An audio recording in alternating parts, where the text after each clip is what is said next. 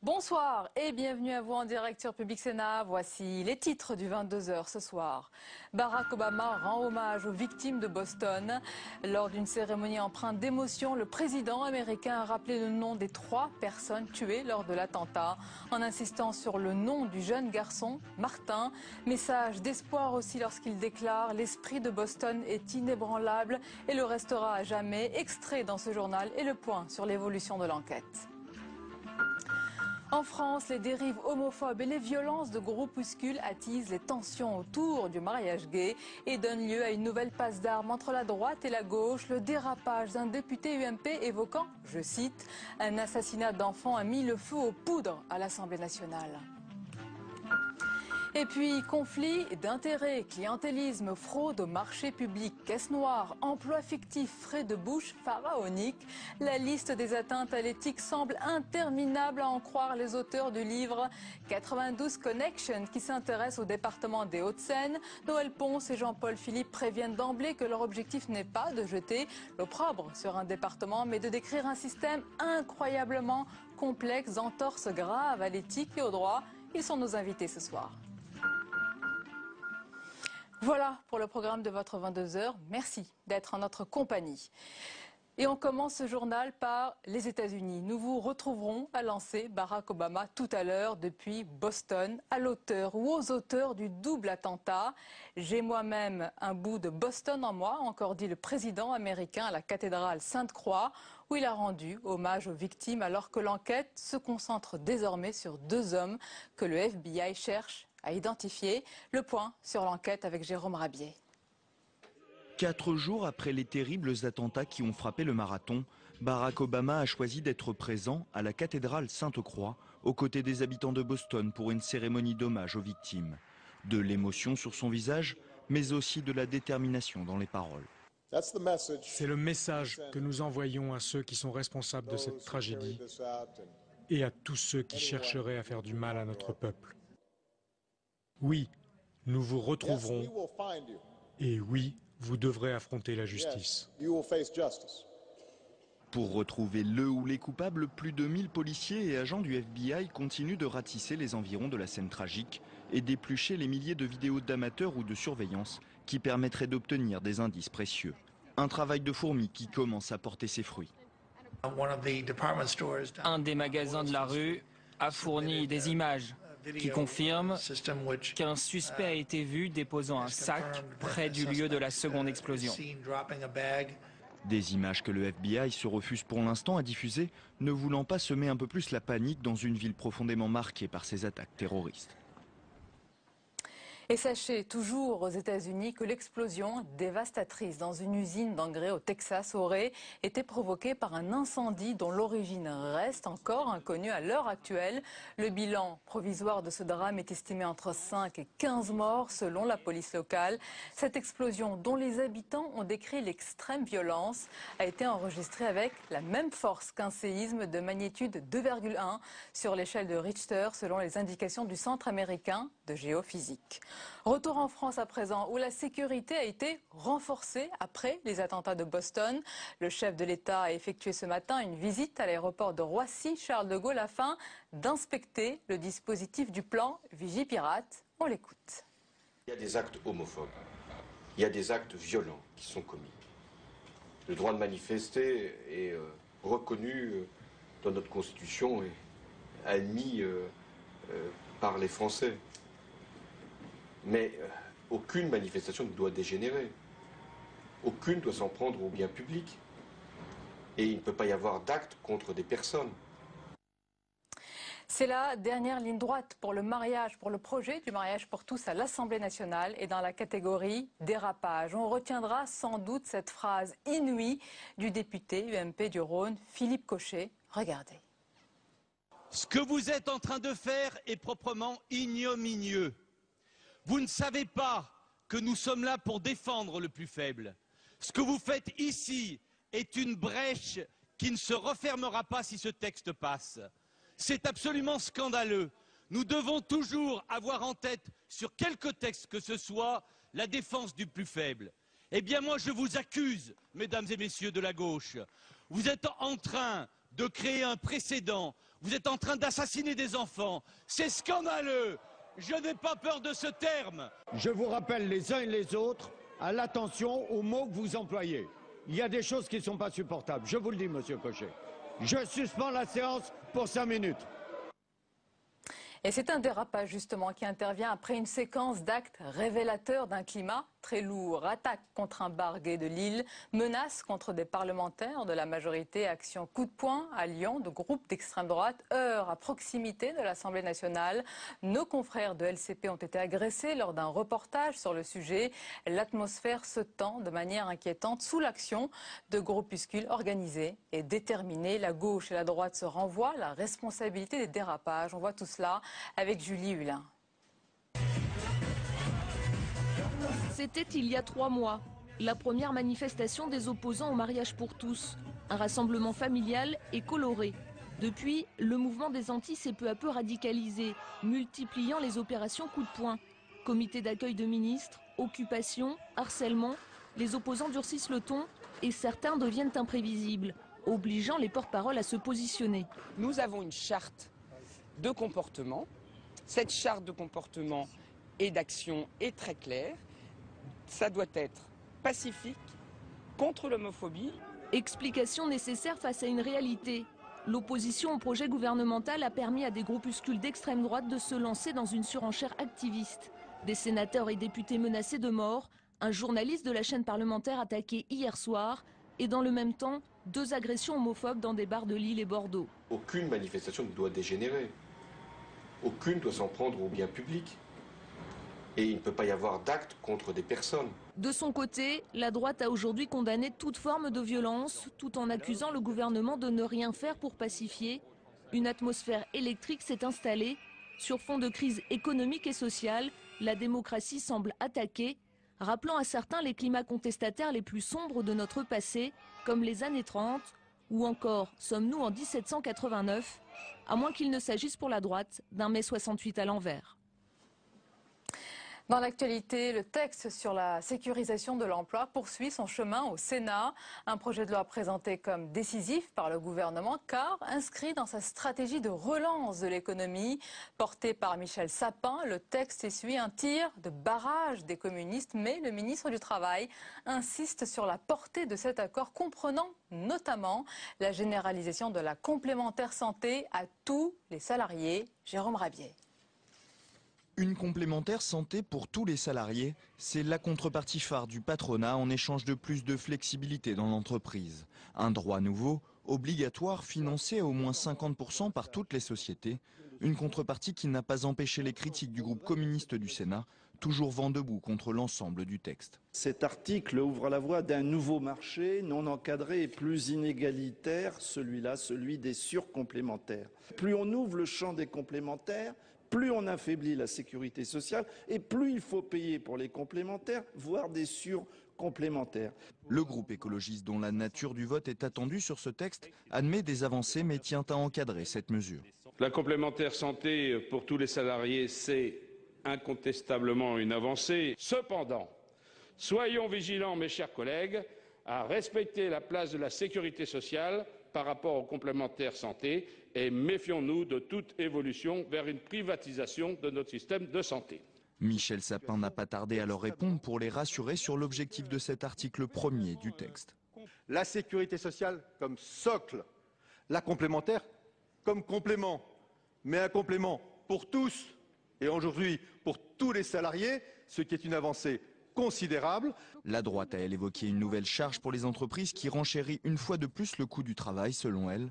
Elle pourrait donc s'abstenir sur ce point comme sur l'ensemble du texte, afin de ne pas bloquer la transcription législative d'un accord signé par le patronat avec 3 syndicats majoritaires. Et on accueille sur le plateau du 22h ce soir Noël Ponce et Jean-Paul Philippe. Bonsoir. Bonsoir. Et bienvenue messieurs, vous êtes les auteurs de ce livre, de cette enquête minutieuse, de cette analyse historique intitulée 92 Connection, les Hauts-de-Seine, laboratoire de la corruption Point d'interrogation, on en parle dans un instant. Mais d'abord, l'analyse de Stéphane Rosès. Bonsoir Stéphane. Bonsoir. Professeur à Sciences Po, président de CAP. Alors Stéphane, on le dit depuis quelques jours et on le constate dans nos reportages, le climat social et politique est lourd. Les semaines à venir sont déterminantes et la manifestation du 5 mai sera surveillée de très près par l'exécutif. Oui, absolument, parce qu'à un an de son élection, le président Hollande est dans une situation difficile du point de vue de l'opinion. Il bat des records d'impopularité. Il est vrai que la crise est une crise difficile, mais surtout le pays est retourné dans une sorte de pessimisme, de déclinisme, sans doute au-delà de la crise économique et sociale et de perspectives de marasme économique en termes de croissance et d'emploi, parce que le président peine à faire récit de ce qu'il souhaite pour notre pays. Car la croissance et l'emploi, ce sont des objectifs économiques. Ce sont en aucun cas un projet de société, un récit, une perspective. C'est mieux, les résultats concrets. Il y a par ailleurs, il y a ça. Il y a ça, mais je dirais il y a les deux. L'interrogation, on le voit, par exemple, on peut être surpris de la vivacité de la poursuite de l'opposition au mariage pour tous. Le pays a besoin d'être structuré.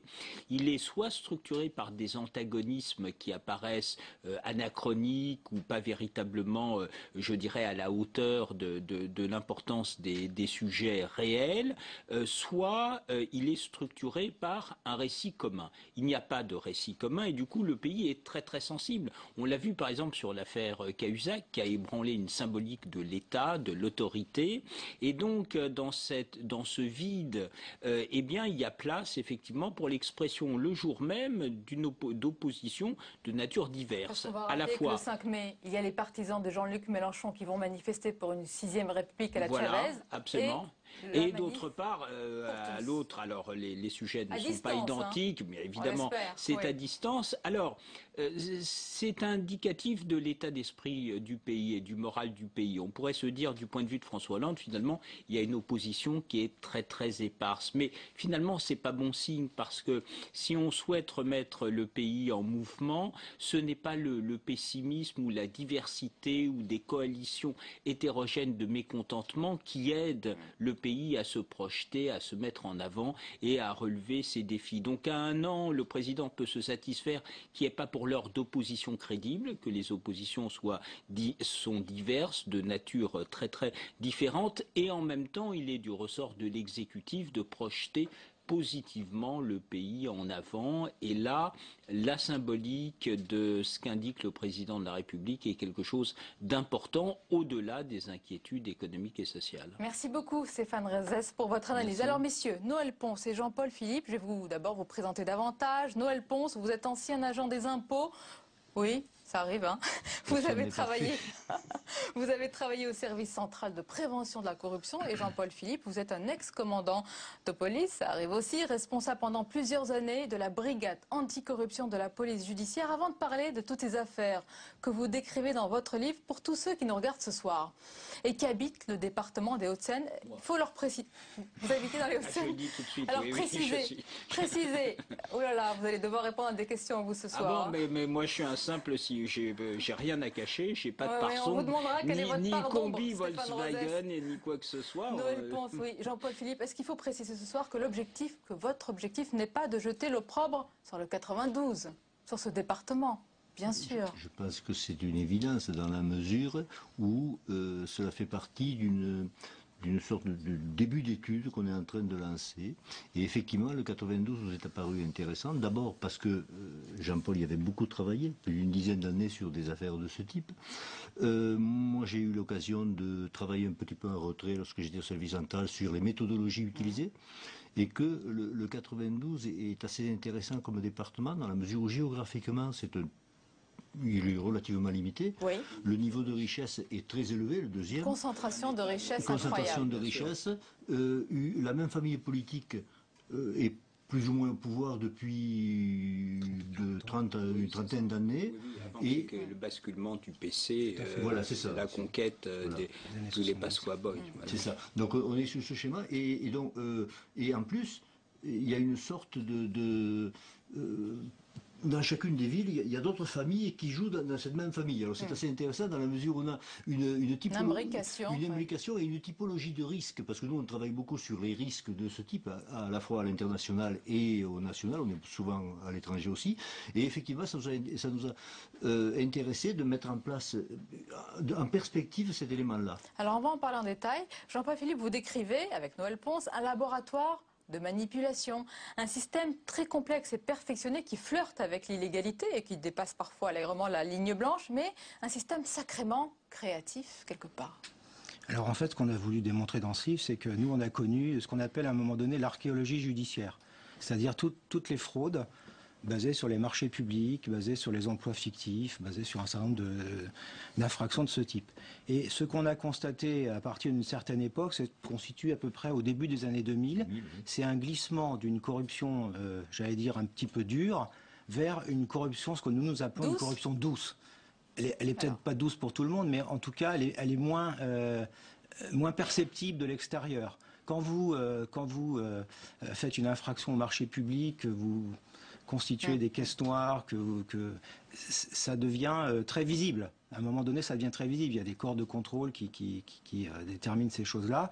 La corruption douce, c'est les lobbying, c'est les conflits d'intérêts qu'on voit se développer un peu partout. Oui, quand on referme ce livre, on se demande pourquoi on a autant d'affaires dans un espace, vous l'avez décrit, si réduit, et pourquoi tout le monde, ou presque, passe à travers les mailles du filet. C'est une bonne question, bonne remarque. Ouais.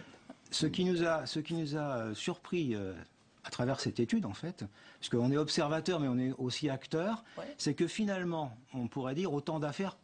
Pourquoi? Parce que finalement, assez peu ont abouti judiciairement. Et on a aussi observé quelque chose de très intéressant, c'est que on a vu que énormément de rapports de la Chambre régionale des comptes, de la Cour des comptes avaient été produits sur les municipalités, sur l'EHPAD, et finalement, ces rapports, comme s'il y avait des ruptures dans la chaîne. Un exemple précis, parce que concernant justement la gestion de l'EHPAD, on va rappeler que c'est un établissement public énorme d'aménagement et de développement. Plusieurs fois, la Cour des comptes pointe des irrégularités, de graves écarts. Il y a là un courrier, je crois, de Jean Arthuis, qui souligne les écarts, les manquements, et rien. Mais c'est ce qui est étonnant, et c'est peut-être l'un des éléments qui est le plus marquant.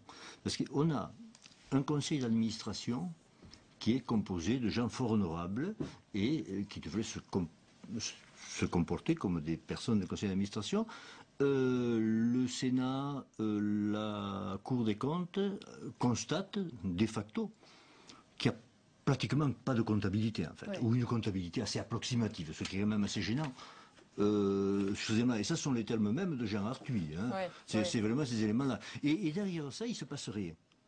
Et d'ailleurs, Patrick Devedjian dit cette phrase, les comptes ressemblent à ceux d'une épicerie, fermez le banc, il n'y a rien à voir, circulez. C'est aussi étonnant. Alors là, c'est quelque chose qui nous a beaucoup intéressé. Pourquoi? Parce qu'on s'est dit, pourquoi ça se passe comme ça et pourquoi dans deux régions à côté, on va avoir des contrôles. Il y a une spécificité on s'est dit qu'il y avait une spécificité méthodologique dans ce domaine-là.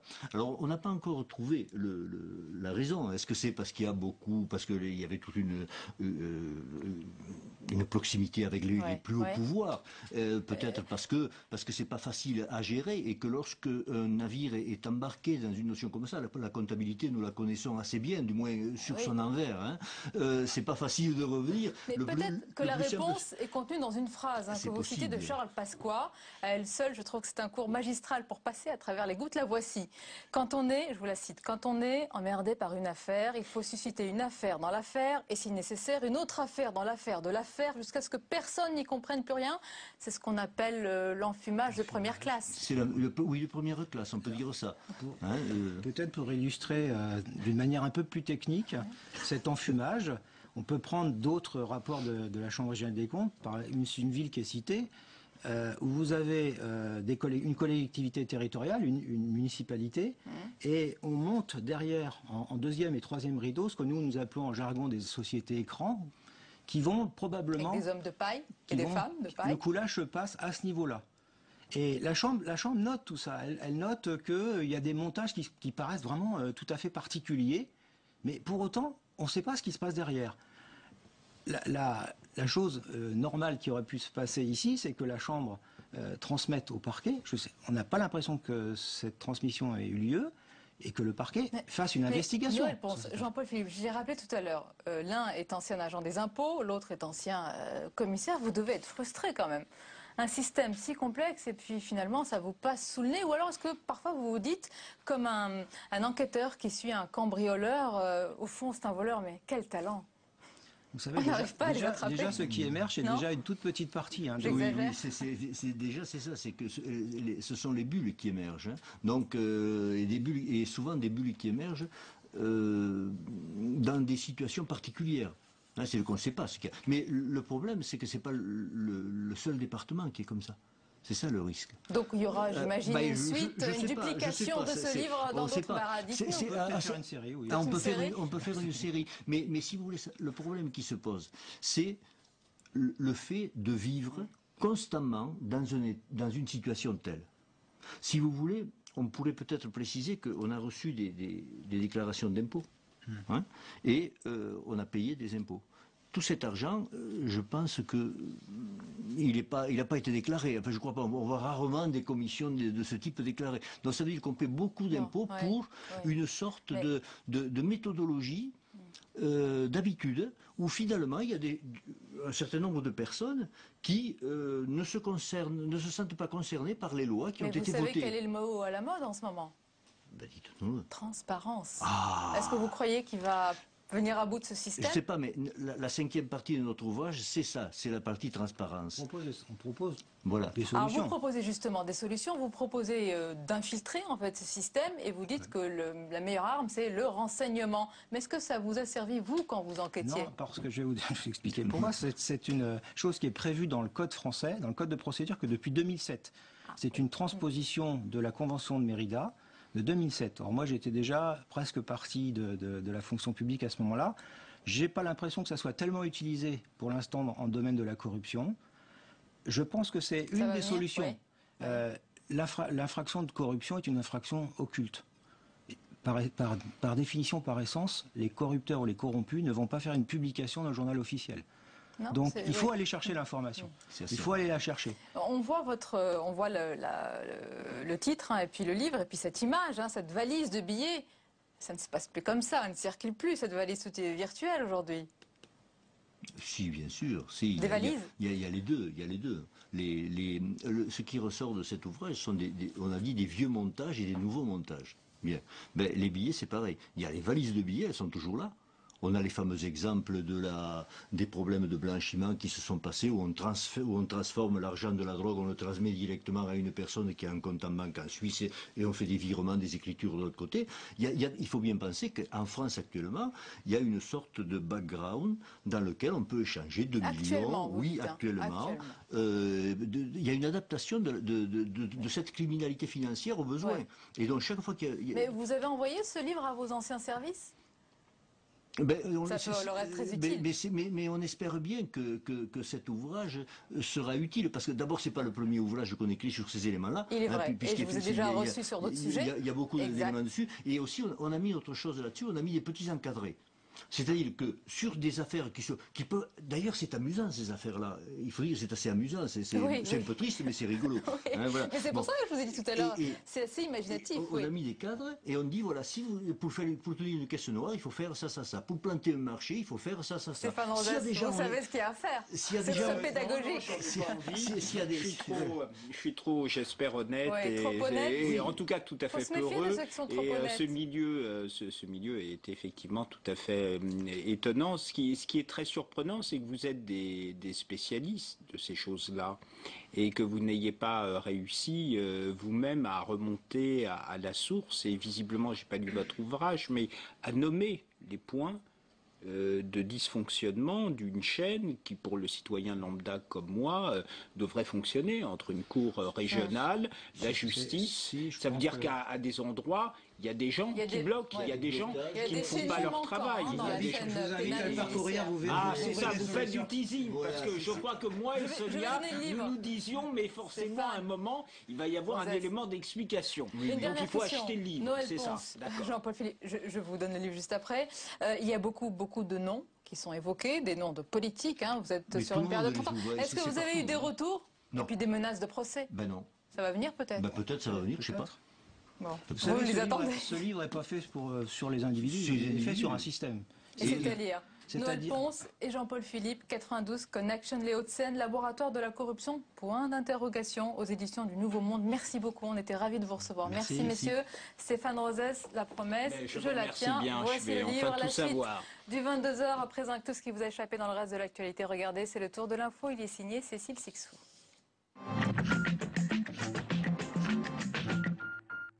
Pour remplacer Laurence Parisot, l'UIMM, la puissante fédération patronale de la métallurgie, a fait son choix.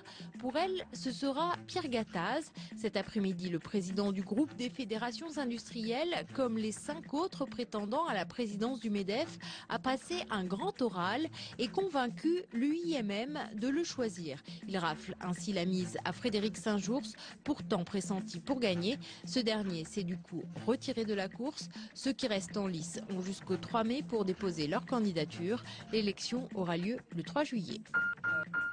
Elle est imperturbable, Christine Lagarde. Sa convocation devant la Cour de justice de la République dans l'affaire Tapis Crédit Lyonnais. Rien de nouveau sous le soleil, selon elle. Elle a même hâte d'y répondre.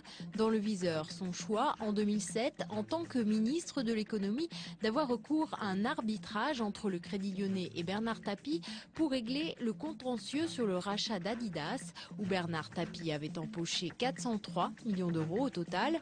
La présidente du FMI pourra s'en expliquer le 23 mai prochain. Pour eux, le futur président italien, c'est Rodotà. Ce soir, pourtant, l'Italie n'a toujours pas choisi. Après 2 tours, ni Franco Marini ni Stefano Rodotà n'ont obtenu une majorité suffisante pour être élus, c'est-à-dire 2/3 des grands électeurs. Un 3e tour sera donc organisé demain matin.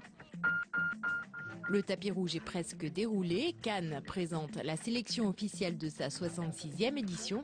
Cette année, 19 films en lice pour la Palme d'Or, choisis entre autres par le président du jury, Steven Spielberg. Spielberg qui est un président de jury déjà très impliqué. Parfois, il me disait ne prends pas ça.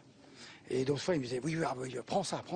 Bon. Et il a pris des Français comme François Ozon, Abdelatif Kechiche et Arnaud Desplechin. 4 Américains sont également sélectionnés. En revanche, peu de femmes, une seule encore cette année, Valeria Bruni-Tedeschi qui présentera un château en Italie.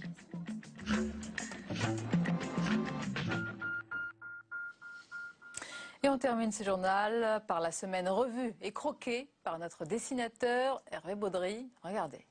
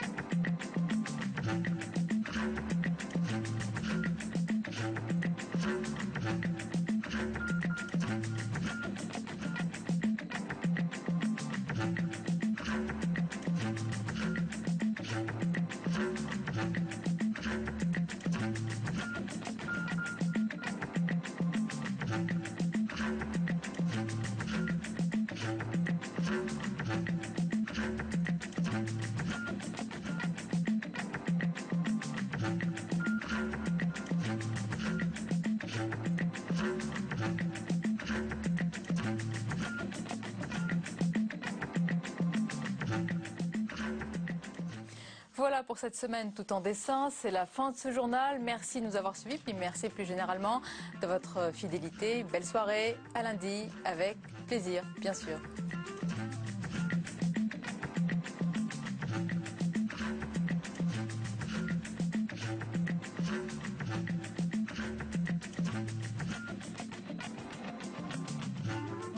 Toutes les dispositions sont prises, comme vous le savez, pour que cela n'ait aucun inconvénient d'aucune sorte pour les chères populations de la Polynésie. Dans les années 60, la Polynésie est devenue le champ d'expérimentation des essais nucléaires français.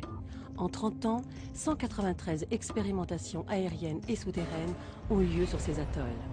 Quelles conséquences sur la santé et sur l'environnement? On veut tourner la page, que tout soit propre, tout soit clean et qu'on n'ait plus à revenir dessus, c'est tout. Essai nucléaire, un héritage sans fin, lundi à 22h30 sur Public Sénat.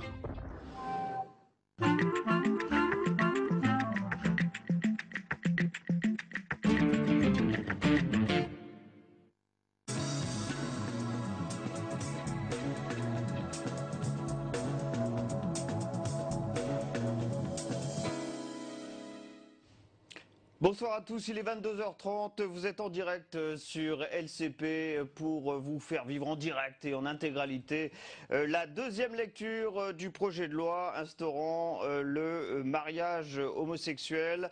Débat tendu dans l'hémicycle où nous allons aller dans quelques instants.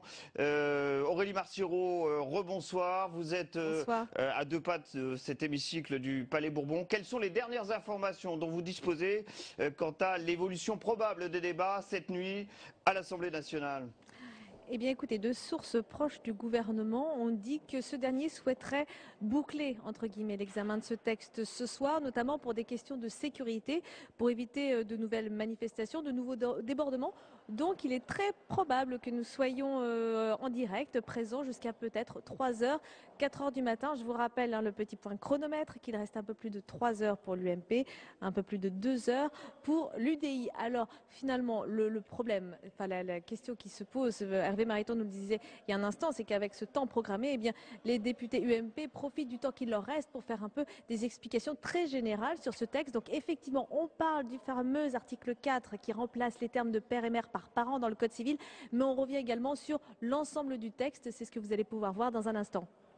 Merci Aurélie, on passera toute cette soirée ensemble, vous du côté de la salle des 4 colonnes et moi ici dans ce studio de LCP. Un point avant de rejoindre l'hémicycle sur les manifestations puisque l'agence France Presse nous indique que ce soir à Nantes ont eu lieu des confrontations tendues, je cite cette dépêche, entre les défenseurs et les opposants au mariage homosexuel donc à Nantes et puis ici à Paris à deux pas du Palais Bourbon, la manifestation est en train de se dispersé plutôt dans le calme et reste un noyau dur, place des Invalides qui continue de manifester dans un face-à-face avec les forces de l'ordre. Voilà ce qu'il se passe à l'extérieur du Palais Bourbon. On va regagner l'hémicycle pour l'examen, vous l'avez dit Aurélie, de l'article 4 qui supprime l'intitulé père et mère du Code civil, mais aussi l'intitulé mari et femme, article sensible s'il en est. Vous allez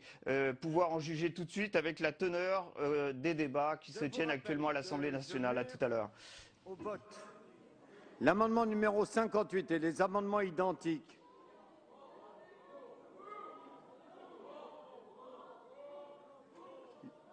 Vous avez regagné vos places? Oui. Le scrutin est ouvert. Le scrutin est clos.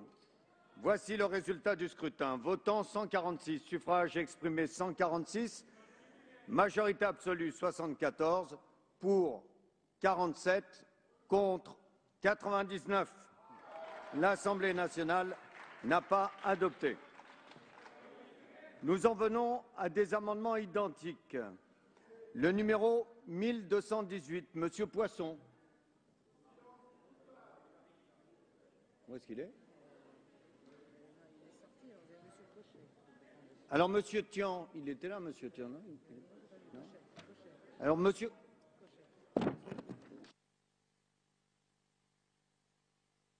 Donc, il n'est pas défendu. Là, Monsieur Gosselin, sur le 1692.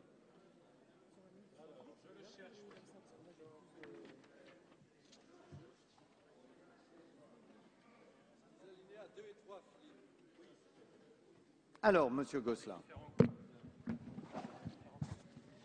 Merci, Monsieur le Président. J'ai été pris de court parce que mes collègues devaient y aller et donc j'y suis moi aussi.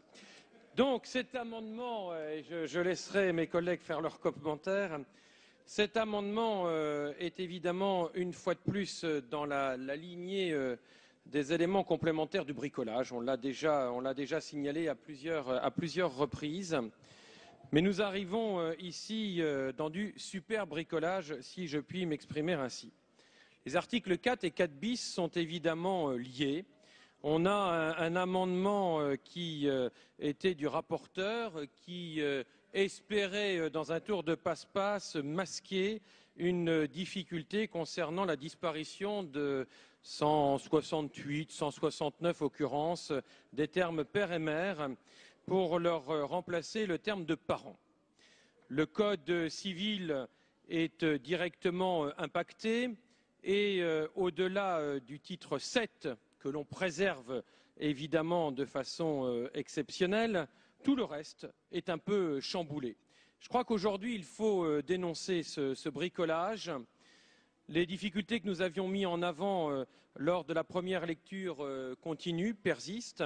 Je crois qu'on a là d'ailleurs un certain nombre de motifs d'inconstitutionnalité. Je ne reviendrai pas sur les débats qui nous avaient occupés sur l'article 370 du Code civil, sur l'ordre public international qui n'y trouvait pas son compte.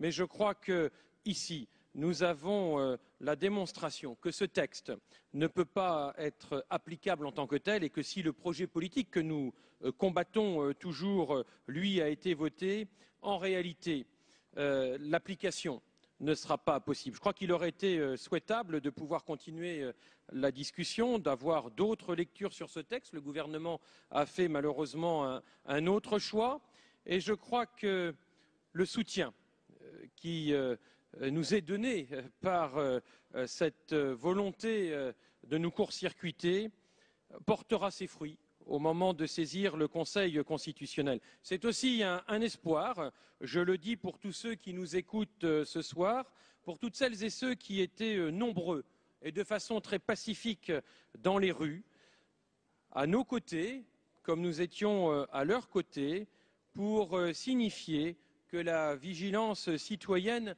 était toujours très présente. Pour dénoncer aussi, et j'en profite pour dénoncer ceux qui, évidemment, profitent de l'occasion pour chercher à faire de l'amalgame, à montrer ou tenter de démontrer que l'opposition jouerait le jeu des extrêmes. Non, pas du tout. Pas du tout. Nous sommes une opposition responsable, une opposition qui cherche à décortiquer ce texte. Nous l'avons fait pendant des dizaines d'heures.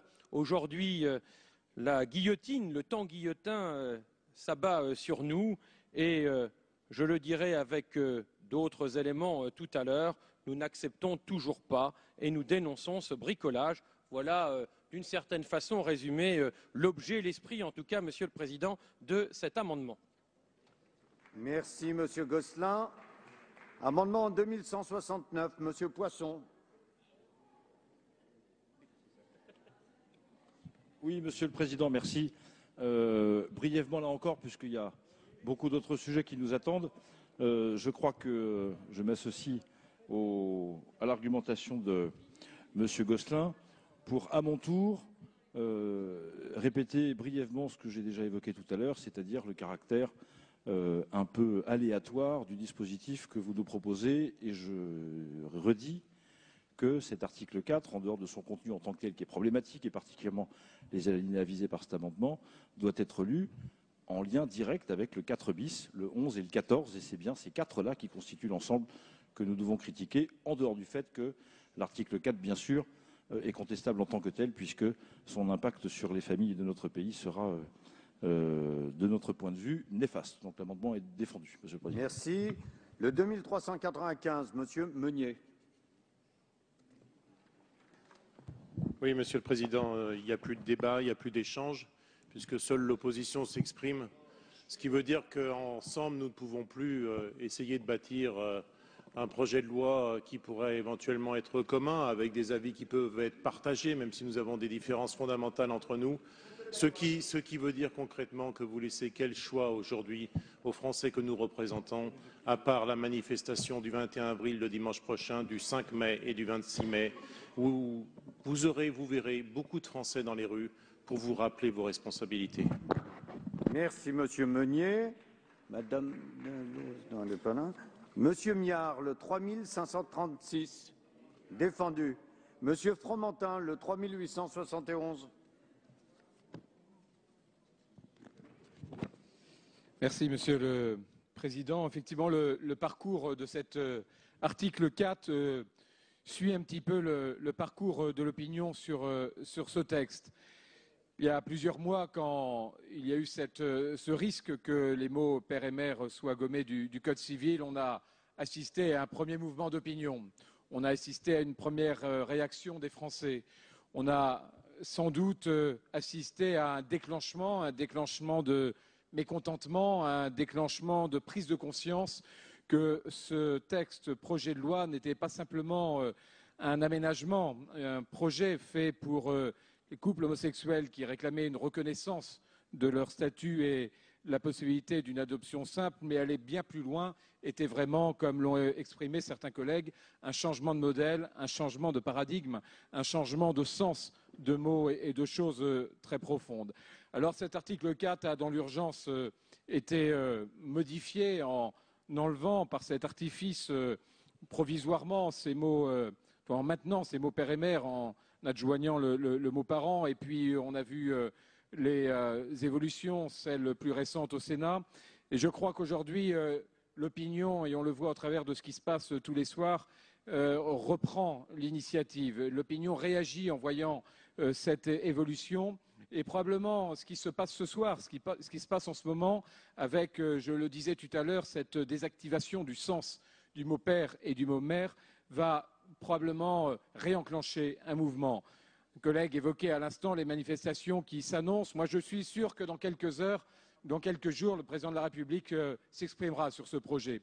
S'exprimera en prenant conscience du bouleversement qu'il provoque dans l'opinion et probablement, à l'instar de ce qui s'est passé il y a plusieurs années au moment de l'école libre, il réagira également. Et je suis convaincu que ce texte n'ira pas au bout, parce que ce qui est en train de se passer dans la rue, ce qui est en train de se passer dans l'opinion, les sondages de BVA qui a été annoncé, l'émotion que suscitent ces débats de plus en plus forts, montrent à quel point ce qu'on est en train de faire, ce que vous êtes en train de nous proposer, ne marche pas, n'accroche pas, et va aller bien plus loin que ce que vous imaginiez, et ira jusqu'à la suppression de ce projet. Avis de la Commission. Je crois avoir développé, Monsieur le Président, tout à l'heure l'immense intérêt que la Commission a trouvé à l'article 4 tel qu'il a été réécrit par le Sénat. Donc évidemment, la Commission a confirmé un avis défavorable à l'ensemble de ces amendements. Avis du Gouvernement.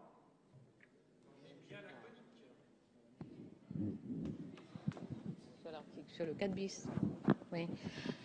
J'hésitais parce que c'est un peu compliqué de répondre compte tenu des tranches d'amendements.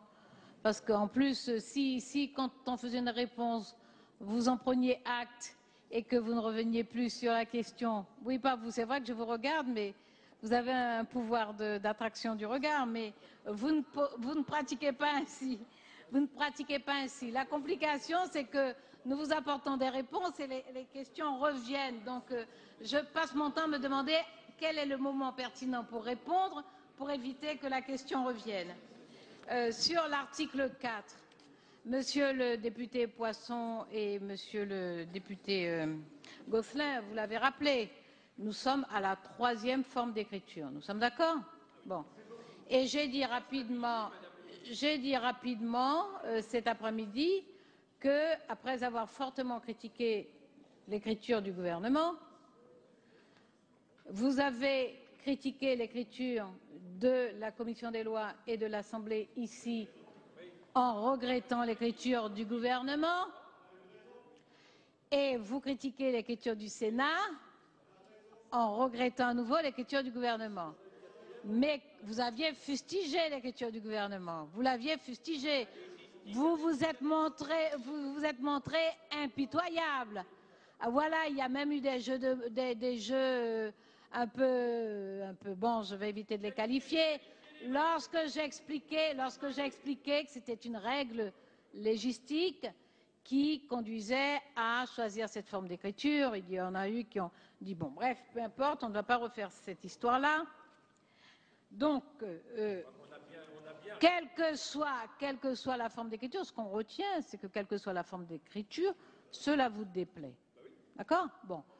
Alors, oui, d'accord. Non, mais le souci n'est pas de vous séduire. Le souci est d'écrire la loi le mieux possible. Écrire la loi le mieux possible est une mission possible. L'autre doit être une mission impossible. Donc, ce qu'a choisi le Sénat, c'est une double sécurité par rapport au texte qui a été adopté ici à l'Assemblée. La double sécurité, c'est d'une part de choisir ce principe général qui énonce que les effets, les droits et les obligations sont les mêmes que les couples ou parents soient de sexe différent ou de même sexe, et de le placer dans le titre préliminaire du Code civil. C'est la double sécurité qu'a fait le Sénat. Vous nous dites, et puis là, donc du coup, je viens aussi sur l'article 4 bis, puisque nous l'avons entamé, j'ai bien compris, nous l'avons entamé avec vos amendements. Incontestablement, incontestablement, mais comme ils ont des numéros différents, on est d'accord que nous l'avons entamé. Cet article 10, donc, introduit l'habilitation pour des ordonnances. Alors, sur l'écriture du gouvernement avait eu pour objectif et pour effet de procéder au recensement des coordinations nécessaires. Nous n'avons pas cessé de dire que le titre 7 n'avait pas été modifié, puisque c'est la filiation, ça s'appelle comme ça, mais ajoutant biologique, et à partir du titre 8, nous avons procédé à des modifications, en vous rappelant d'ailleurs que dans le titre 8, il y a déjà le mot parent, et nous avons le mot parent dans le Code civil. D'accord ? Bon. Ça veut dire que ce travail de coordination, il est fait. Il est fait. Vous dites pourquoi est-ce que le gouvernement et comment et est-ce qu'il peut nous en parler? Mais oui, non seulement on peut vous en parler, mais on peut vous inviter à relire. Le travail avait été fait dans le projet de loi du gouvernement. Et dans le projet de loi du gouvernement, effectivement, nous avions modifié 14 codes, lois et ordonnances par nécessité, parce que nous tirons les conséquences de l'article 1er du projet de loi. Donc les modifications, elles sont là. Je veux dire que j'ai presque envie de dire que le travail du gouvernement est déjà fait. Donc le délai de 6 mois qui est accordé au gouvernement par ce texte de loi, c'est presque trop, puisque le travail est déjà fait. Il est déjà fait. Allez, allez. Mais le recours aux ordonnances, monsieur le député Gosselin, est nécessaire parce que le texte de loi est écrit différemment. Donc, dans le texte de loi que vous examinez, les coordinations ne sont pas effectuées en totalité. Donc, l'ordonnance est nécessaire pour que le gouvernement procède aux coordinations. Et je répète, puisqu'il a déjà fait ce travail, c'est comme si vous aviez... Mais il n'y a pas de précipitation, nous avons fait le travail. Je vous rappelle que le texte... Non, ce n'est pas de l'approximation. Le texte de loi avec les coordinations a été soumis au Conseil d'État. Il a été examiné par le Conseil d'État. Il est arrivé sur votre bureau. Avec les coordinations et après examen et avis du Conseil d'État. Voilà. Donc, il se trouve qu'en l'occurrence, il est simple de satisfaire votre curiosité exprimée avec insistance. Quelle indiscipline quand même, hein? Quand même, hein? Quelle indiscipline. Bon. Donc, en l'occurrence, admettez, je suis assise là gentiment, je vous écoute pendant des heures. Bon. Il se trouve qu'en l'occurrence, il Monsieur Berrios, est vous allez avoir la parole. aisé de satisfaire à votre demande insistante. Voilà. Alors, mais oui, non mais fondée, est légitime.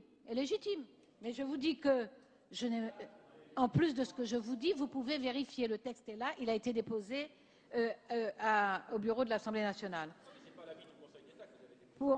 Non, c'est le texte qui est sorti du Conseil d'État.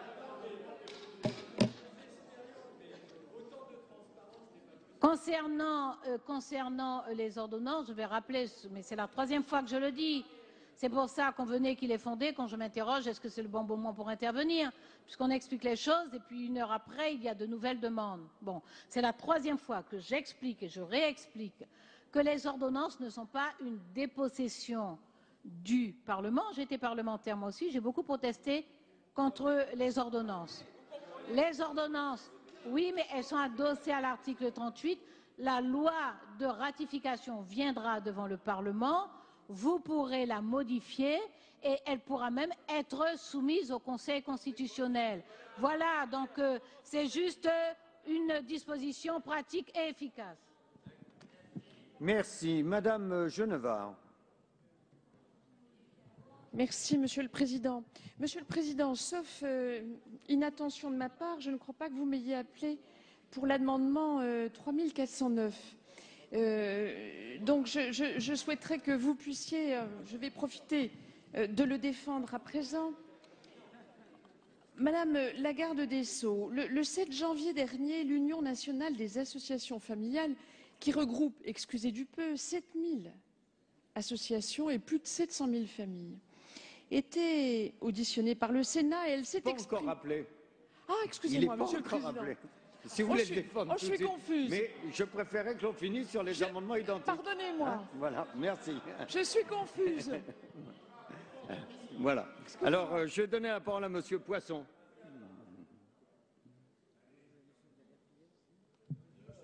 Madame la garde des Sceaux, personne ne pourra nier que vous avez apporté réponse à une sollicitation sur l'article 4 bis. Bien, je vous en prie. Cela étant, personne ne pourra, en tout cas de mon point de vue, considérer que votre réponse était tout à fait convaincante. Mais ça ne vous surprend pas non plus. Non, mais je vous promets que non. Non, parce que je suis surpris de deux choses. La première, c'est que, sauf à ce que quelque chose nous ait échappé en première lecture, ce qui est tout à fait possible. Mais lorsque j'ai posé la question au rapporteur l'autre jour, pendant le débat sur ces articles, c'était la séance de nuit, on a abordé l'article 14, et nous avons prétendu que, sur la base du projet de loi qui était issu du gouvernement en première lecture, nous avions déposé des amendements de manière tout à fait exhaustive pour contrecarrer, occurrence par occurrence, je pense que vous vous en souvenez bien, les différentes modifications que vous apportiez, en particulier dans le Code civil, et puis dans tous les autres codes qui étaient concernés. Et quand j'ai argué de cette exhaustivité au rapporteur, il m'a répondu « Mais non, monsieur le député, vous n'avez pas du tout été exhaustif ». Je pense que le rapporteur conviendra que c'est la réponse qu'il m'a faite. D'ailleurs, je le vois sourire.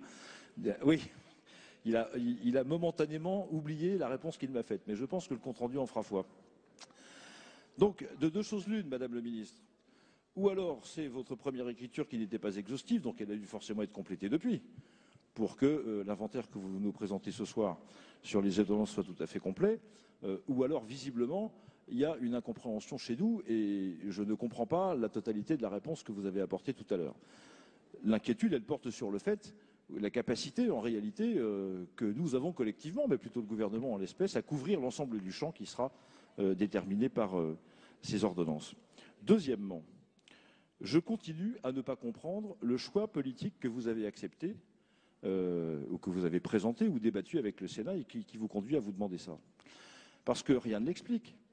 C'était plus rapide de passer par la procédure législative que par les ordonnances. C'était plus simple politiquement, puisque l'air de rien, entre guillemets, nous allons nous retrouver ici dans 6 mois, sans doute autour de la rentrée, pour discuter de ce projet de loi sur les ordonnances, vous l'avez dit à l'instant. Et compte tenu du calendrier habituel de ce genre de procédure, nous nous retrouverons sans doute au mois de septembre, probablement dans une session extraordinaire, pour débattre du contenu de la loi. Donc je ne vois pas ce qui, ni sur le plan juridique, ni sur le plan pratique, pour l'entrée en vigueur de la loi, ni sur le plan politique, pardonnez-moi, l'intérêt que vous avez pu trouver à revenir devant le Parlement sur un sujet dont, par ailleurs, nous avons compris que le président de la République voulait se débarrasser au plus vite sur le plan parlementaire, et nous allons y revenir dans quelques mois. C'est la raison pour laquelle, pour ces trois motifs, j'entends que vous avez tenté de nous... Enfin, non, pas tenté de nous répondre, vous avez répondu, tenté de nous convaincre, et pour le coup, je ne suis toujours pas satisfait. Merci, Monsieur Gosselin. Merci, Monsieur le Président. Je ne reviendrai pas à ce stade sur les développements concernant l'article 4 bis. Et évidemment, vous avez bien compris, Madame le Ministre, nous ne sommes pas convaincus sur ce recours, aux ordonnances. On reviendra sur la loi d'habilitation, les délais, le cadre, les 14 codes qui sont impactés et qui sont plus qu'une habilitation simple à une mise en musique, si je puis m'exprimer ainsi. Je voudrais revenir sur et me concentrer cette intervention sur l'article 4. L'article 4, tel qu'il est formulé, et dans sa version du Sénat, exclut toujours le titre 7 relatif à la filiation. Et je ne reviendrai pas trop longuement sur les longs débats qui nous avaient occupés un mercredi, vous vous en souvenez sans doute, mais il n'empêche que la question n'est pas réglée. La question n'est pas réglée. L'amendement Ballet avait essayé de régler les choses dans un flou un peu artistique. Le Sénat est revenu dessus. Mais dans ce flou, une chose demeure. C'est l'exclusion, et vous l'avez voulu, pour des raisons sans doute juridiques, mais plus encore politiques. Une chose reste et demeure exclue, c'est le titre 7 consacré à la filiation. Or, toute la partie qui concerne l'adoption impacte, ou en tout cas partiellement impacte, ou découle, ou est liée à l'article 310 du Code civil. Je ne reviendrai pas sur les exéquatures, je ne reviendrai pas sur les reconnaissances de jugements étrangers par le droit français, et notamment par les juridictions françaises, mais cette partie est en quelque sorte sanctuarisée. Et elle demeure bancale, elle demeure une vraie difficulté. C'est votre talon d'Achille, et je voudrais le rappeler à nouveau.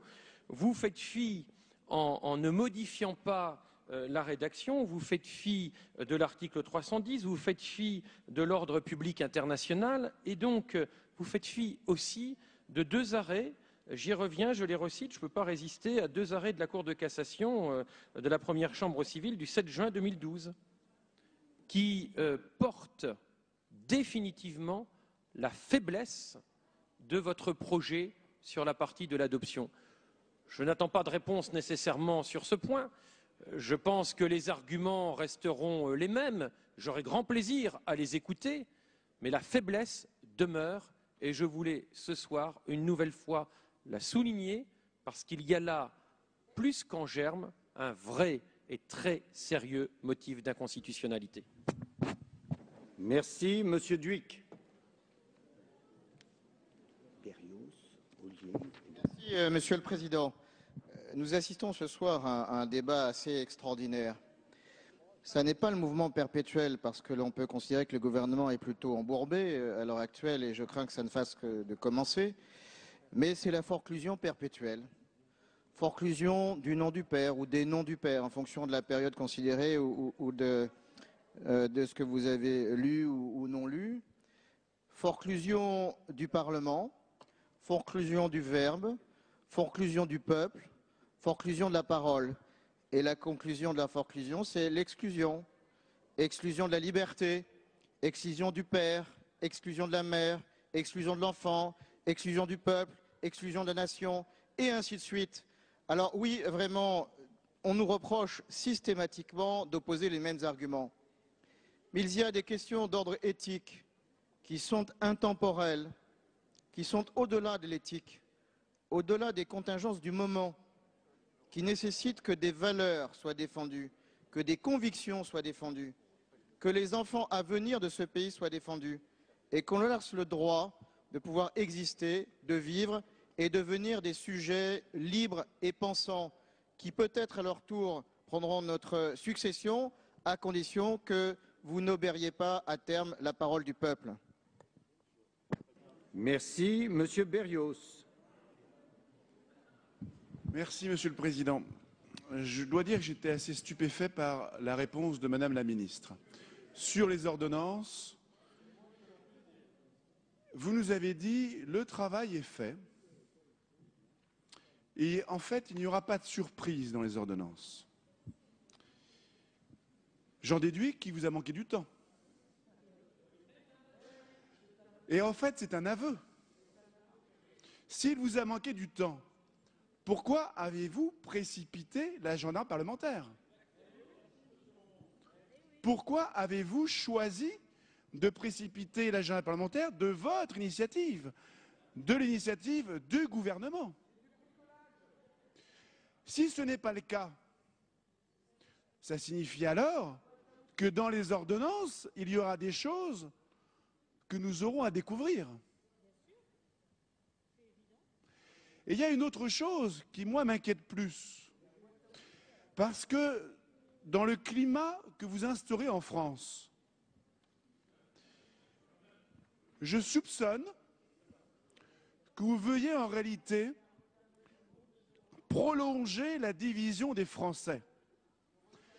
Parce que le projet de loi qui habilitera le gouvernement à légiférer par ordonnance aura lieu dans 6 mois, 7 mois. Et à ce moment-là, il nous faudra à nouveau, et vous aurez à nouveau des manifestations, et vous aurez à nouveau des Français dans la rue, et nous aurons à nouveau un débat dans cette Assemblée. Je me demande si vous ne souhaitez pas, en réalité, prolonger durablement le conflit entre le pays réel et le gouvernement. Merci. Monsieur Ollier.